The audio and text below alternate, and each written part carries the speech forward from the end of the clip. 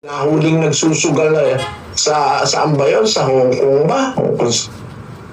Okay lang, hindi naman tinitiwalag. Ganon, marami kaming pagkakaiba. At sa kanila, ang anghel, tao. Si Manalo, anghel daw. Amin, ang anghel, espiritu. Kasi yun ang nasa Biblia. Lahat ng anghel, espiritu. Basahin natin ang 1:13-14 ng Ebreo.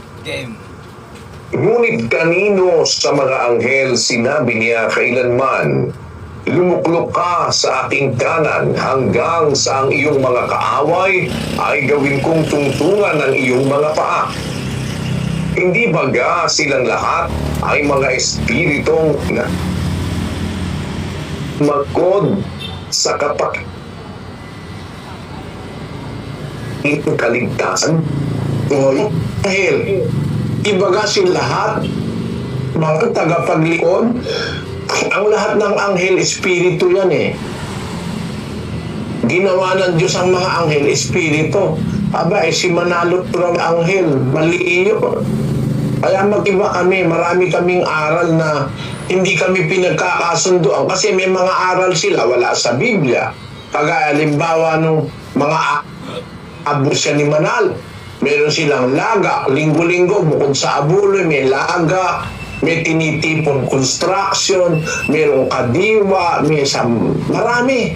Nasa kanilang ministerial ethics and church procedures.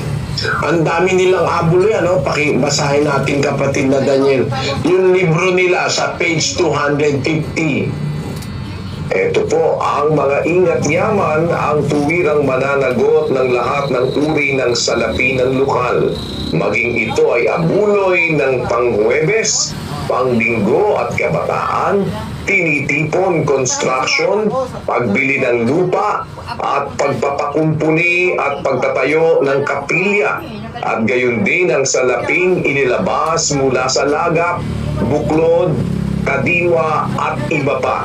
Gayon din ang iba't ibang pabilin na may kalakip na salapi. Marami silang pabilin na may kalakip na salapi, iba-iba, dami. Yun ang pagkakaiba namin. Wala kasi sa Biblia yung karamihan dyan kapatid.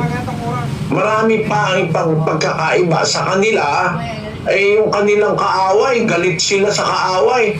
Yung mga kaaway nila napapatay Kaya nga pati yung mga ministro nilang dating ministro nila nung tumiwalag na at dahil hindi na naniniwala sa kanilang ginagawa, mali na ang ginagawa nila, natatakot. Tinan mo si Noel, si Lowell Minorca nagtatakbo sa sa Canada. Nag-refugee ng Canada, naniwala ang Canada na maaari siya talaga pagtayin. Yun ngayon ang saksi ko yung investigation ng CBC, no? Na nag-imbestiga sila sa reklamo ni Noel Minorca, nakita nila na talagang may posibilidad na maipapatay siya ng Iglesia ni Manalo. Naglagay siya ng mahigit sa 2,000 ebidensya sa gobyerno ng Canada. Ayan, si Lowell Minorca, ministro yan, natakot. Kaya ako umalis ako sa Pilipinas, pero hindi ako natatakot na mapatay nila. Ayoko lang may madamay sa aking mga mahal sa buhay. Mas mahihirapan ako pagka ang aking isang mahal sa buhay, makikita kong papatayin nila. Mas mahirap sa kalooban ko yon. Kesa sa umalis na lang ako at maiwan ko sila sa Pilipinas. Kasi pinagbabantaan nga nila akong patayin Pinapahunting nga nila ako Papasalubong daw nila ako kay Amuraw. Ibig sabihin yung Amuraw na yon, puniraria yun O parinig natin. pagkakataon, nabanggitin natin. Pero ngayon, balita natin ay say nasa Dubai. Pero madaling, sapagkat ang programang ito, nakakarating po dyan sa Dubai. Ano po?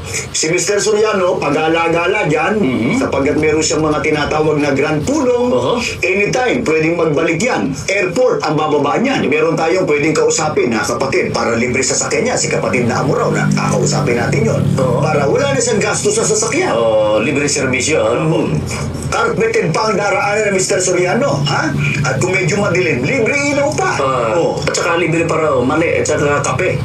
Pero sana, pagbalik niya rito, meron tayong wish kay Mr. Soriano sa mga nalantad na ito. Wish lang namin ay kay Mr. Soriano, peace be with you. Ano? Rest in peace. Rest in peace daw, RIP. Talagang balak nila papatayin ako pagbalik ko eh. Makapangyarihan sila sa malakas sila sa gobyerno. No, may mga miyembro silang opisyal ng gobyerno. Kaya hindi imposible. Kaya tinan mo mismo yung kamag-anak ng mga ministro nila natatakot na sila papatayin. Si Luel Minorca. Humingi pa nga sa akin si Luel Minorca ng patawad eh. Kasi kasama siya sa mga nag-iimbento ng mga ipaninira sa akin. Inamin ni Luel Minorca yan eh. Pakita nga natin yun sa mga tao. Maraming nanonood eh. The rest of the Dating Daan members, especially Brother Henry Soriano. Yeah, we can... Yeah, kasi, you know, I was part of what happened before. Sad to say, na yung I know exactly what they did. Kasi nag-edit ako ng Tamang Daan noon. Yun ang ano eh, and pati yung handa ko yun, yung kalat na ako ng newspaper, yung comics against, kilala kong gumawa nun, si Ferno.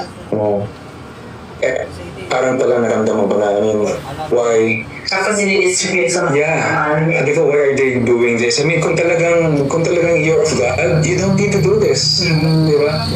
Nakakalangkot lang. And kaya nakita ko yung talagang ginawa nilang strategic targeting sa kanya. Hanggang sa Interpol, hanggang sa yan.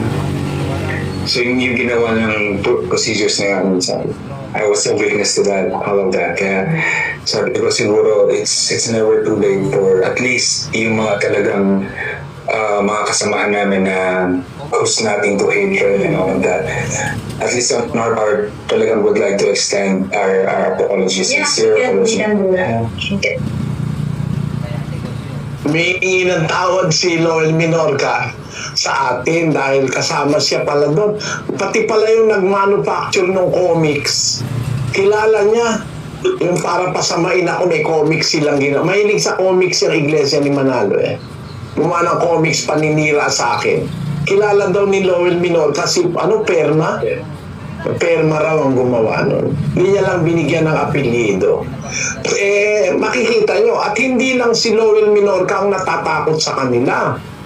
Pati nanay niya at kapatid niya, ginipit niya, natatakot sila. Kasi tiniwalag na nila, ginigipit nila. Bakit sinasabi nila nanganganib daw ang buhay nila? Ang puno nila kapatid niya at saka anak niya. Ba't nanganganib ang buhay nila? Bakit ganon? Alam nila kung anong klaseng iglesia ang iglesia ni Manalo. Basahin na, pakinggan natin. Ako po si Angel Manalo. Anak po ako ng KLD at Kateni. Mga kapatid po namin sa Iglesia ni Cristo. Nananawagan po kami sa inyo dahil nanganganib po ang aming buhay. Sana'y matulungan niyo po kami. Sana po ay pakinggan po rin ninyo ang panawagan ng aking ina, ang kapatid na Kenny Manalo. Maraming salamat po. Ako po, si Kapten Manalo. Europe. Takalang pangkat ng Iglesia ni Cristo sa loob ng 46 na taon. Panawagan sa aming mga kapatid sa Iglesia na tulungan ninyo kami dahil may panganib sa aming buhay. Paglolokan ninyo ang aking mga anak, si Angel, Titi, ang kanilang mga kasama. Tulungan niyo din ang mga ministro na dinuko hanggang ngayon ay hindi pa nakikita. Paawa natin sila at ang kanilang pamilya. At sa aking anak na si Eduardo, sana makausap kita. Mga kapatid, tulungan nawa tayo ng ating Panginoong Diyos. Maraming salamat po sa inyo. Yan. Mismo nanay mo natatakot, nanganganib ang buhay. Mismong kapatid mo natatakot. At yung kapatid niya ginigipit. Ako pa kaya hindi gipitin niya mga ministro nila na nagpakasakit na itaguyod yung kanilang pananampalataya kahit kulang sa sweldo. No? Mga ministro yan na natakot. Ilang ministro na ang napatay, yung tumiwalag sa kanila. Yung mga ministro sa abroad, takot din. Nasa Amerika, nasa Australia. Mga nakatatakot mga ministro. Bakit? Lahat ba sila duwag? Kasi alam na alam nila ang maaaring mangyari sa kanila. Ganun din ako. Hindi dahil sa ako'y duwag. Unang-una, matanda na ako. Ilan na lang ang buhay kong nalalabi para matakot pa ako. Nung bata ako, hindi niyo ako natakot . Oh,